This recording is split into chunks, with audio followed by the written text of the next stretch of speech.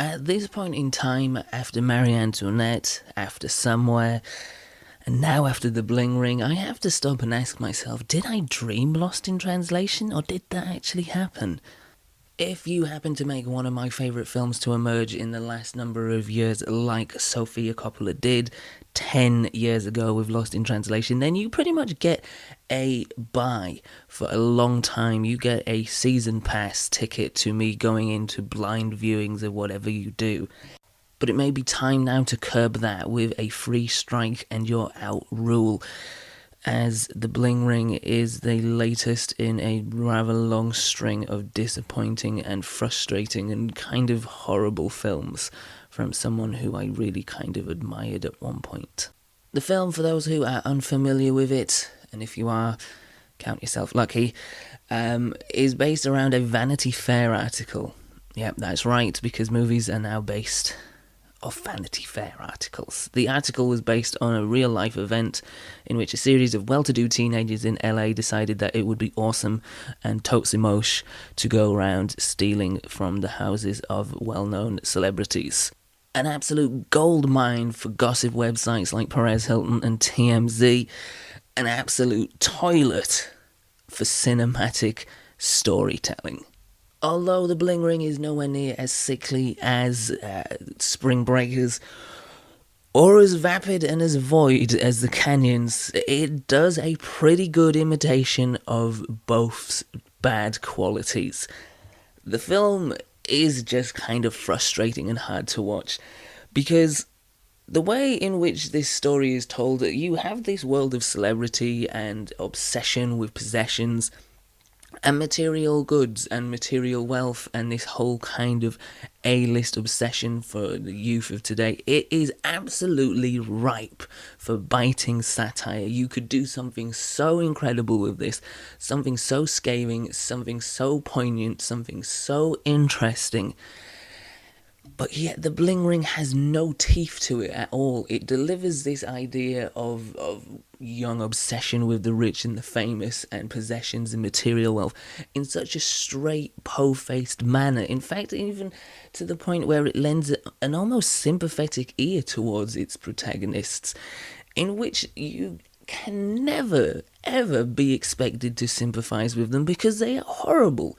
The thoughts inside their hollow brains are horrible, the words which come out of their lips are horrible, their actions are horrible, and the whole film is essentially pretty horrible because of this, because it just really taps into it.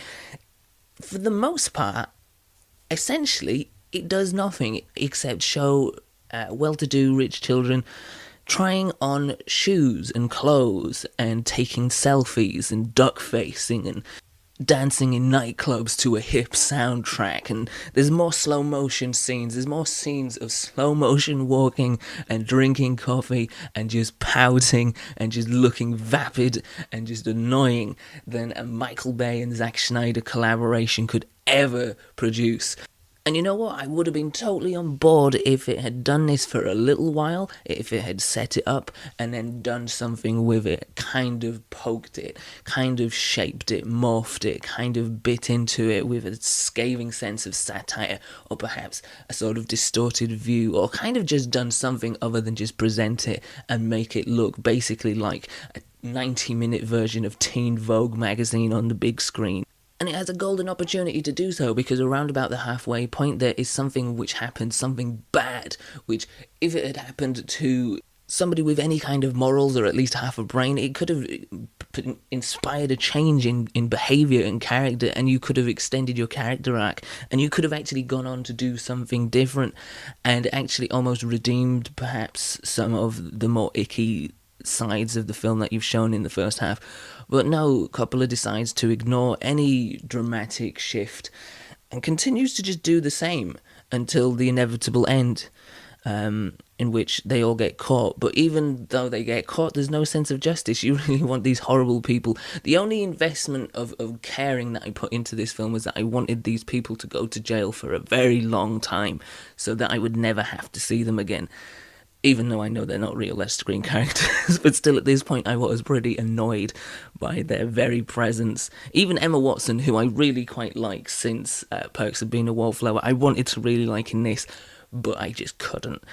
There just really isn't anything to like at all, essentially, in the Bling Ring. Like I said, it is not as sickly and as horrible as Spring Breakers, just, and it's not as vapid and as devoid of anything and as vacuous as the Canyons, just, but it is pretty bad. I'm giving it a 3, and that is being pretty generous.